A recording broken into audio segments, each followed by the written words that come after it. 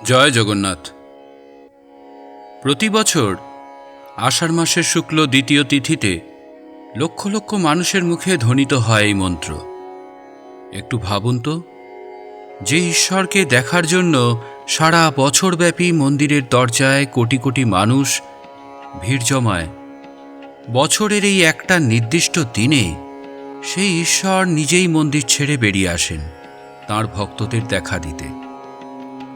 কোনো জাতিভেদ নয়, কোনো ধনী দরিদ্রের ভেদাভেদ নয়, সবার জন্য উন্মুক্ত তার দর্শন।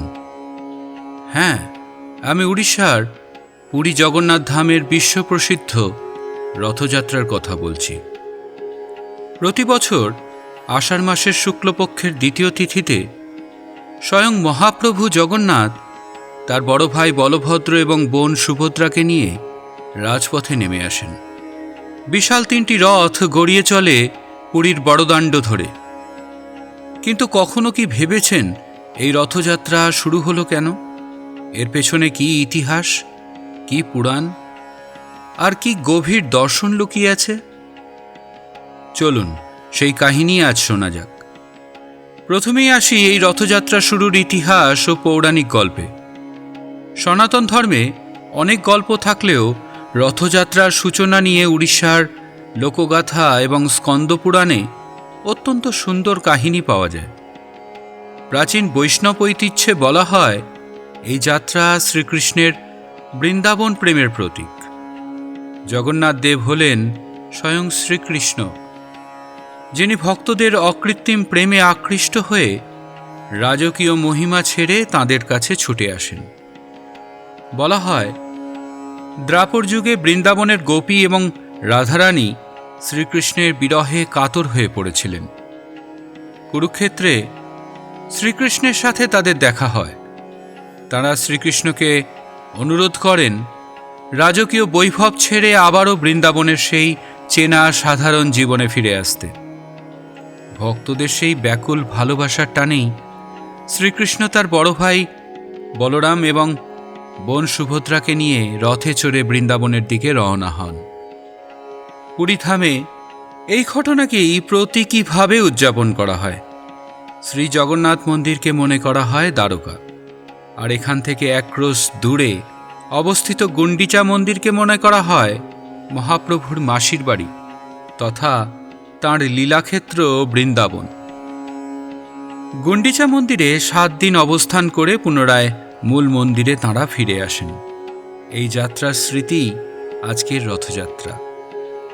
তাই রথযাত্রা কেবল দেবতার ভ্রমণ নয়, এটি ভক্ত ও ভগবানের মিলন উৎসব।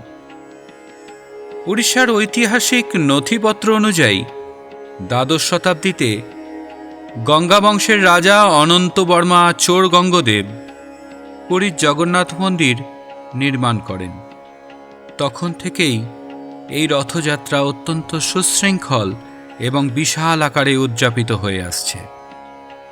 তাঁর পরবর্তী রাজারা এই রথযাত্রা উৎসবকে রাজকীয় মর্যাদায় প্রতিষ্ঠিত করেন।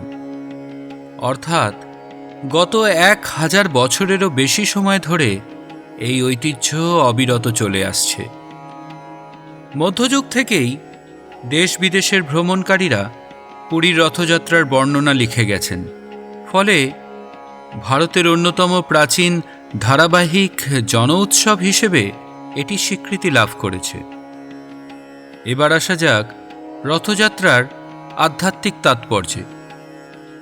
হিন্দু শাস্ত্রে একটা খুব বিখ্যাত শ্লোক আছে, রথস্থং বামনং দৃষ্টা পুনর্জন্ম ন বিদ্যতে।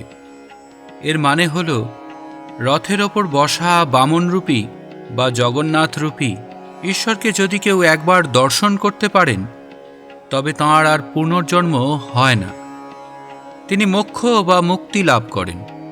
কিন্তু কেন এমন বলা হয়? রথ টানার মধ্যেও রয়েছে গভীর প্রতীকী শিক্ষা। আমাদের উপনিষদে মানুষের শরীরকে একটি রথের সাথে তুলনা করা হয়েছে। আমাদের শরীর যেন একটি রথ, ইন্দ্রিয়গুলি তার ঘোড়া, মন তার লাগাম, আর আত্মা তার আরোহী। ঈশ্বরের দিকে এগিয়ে যেতে হলে জীবনের রথকে সৎপথে পরিচালিত করতে হবে। রথযাত্রা আমাদের শেখায়, যদি আমরা আমাদের জীবনের রথের রাশ বা নিয়ন্ত্রণ ঈশ্বরের হাতে সঁপে দিতে পারি, তবে আমাদের জীবন সঠিক পথে চলবে এবং আমরা পরম শান্তি পাব। তাই রথের দড়ি টানা শুধু একটি আচার নয়, একটি আত্মসমর্পণ, সেবা এবং ঈশ্বরের সঙ্গে নিজের সম্পর্ককে দৃঢ় করার প্রতীক। এবার সামাজিক তাৎপর্যের কথায় আসা যাক।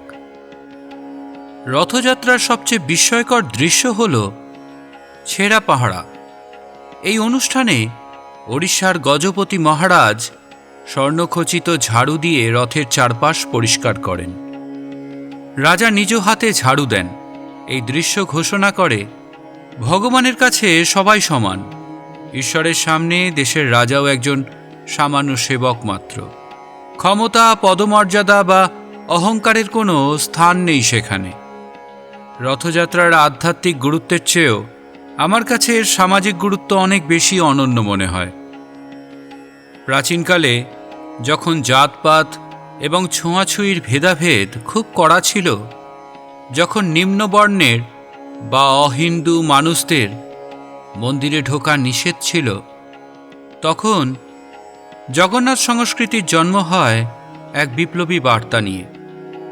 জগন্নাথ শব্দের অর্থ হল জগতের নাথ বা মহাবিশ্বের প্রভু। তিনি যেন ঘোষণা করছেন, ভক্তির জন্য কোনো প্রাচীর নেই। তাই বছরের এই দিনটিতে তিনি নিজেই গর্ভগৃহ থেকে বেরিয়ে আসেন, যাতে জাতি, ধর্ম, বর্ণ, ধনী দরিদ্র সব বিভেদ ভুলে সমাজের সবাই মন ভরে তাকে দর্শন লাভ করতে পারেন, তাকে স্পর্শ করতে পারেন। রথযাত্রা বহু শতাব্দী ধরে সমাজে সাম্য, সহযোগিতা এবং সমবেত আনন্দের বার্তা বহন করে আসছে। রথ নির্মাণে কারিগর, শিল্পী, ভাস্কর, পুরোহিত, সেবায়েত এবং সাধারণ মানুষ সবাই একই সঙ্গে অংশ নেন। একটি উৎসব কিভাবে সমগ্র সমাজকে এক সূত্রে বাঁধতে পারে, রথযাত্রা তার এক অনন্য উদাহরণ। আজ এই উৎসব শুধু পুরীতেই সীমাবদ্ধ নয়, ভারতের কোনায় কোনায় এবং বিশ্বের নানা দেশে জগন্নাথ দেবের রথযাত্রা পালিত হয়। লক্ষ লক্ষ মানুষ জাতি, ভাষা ও সংস্কৃতির ভেদ ভুলে একই রথের দড়ি টানেন। এ যেন বিশ্ব ভ্রাতৃত্বের এক জীবন্ত প্রতীক। তাই রথযাত্রা কেবল কাঠের তৈরি বিশাল 3টি রথের শোভাযাত্রা বা ধর্মীয় অনুষ্ঠান নয়, এটি ঈশ্বরের মানুষের কাছে আসার প্রতীক, ভক্তির সর্বজনীন ঘোষণা, সাম্যের শিক্ষা এবং মানবজাতির ঐক্যের এক চিরন্তন উৎসব। এই উৎসব আসলে আমাদের অন্তরের অন্ধকার থেকে আলোয় ফেরার যাত্রা। আপনারা কি কখনো পুরীর রথযাত্রায় গিয়েছেন বা রথের দড়ি ছুঁয়েছেন? অবশ্যই আপনার অভিজ্ঞতা আমাদের জানান। সবাই ভালো থাকুন, সুস্থ থাকুন। জয় জগন্নাথ।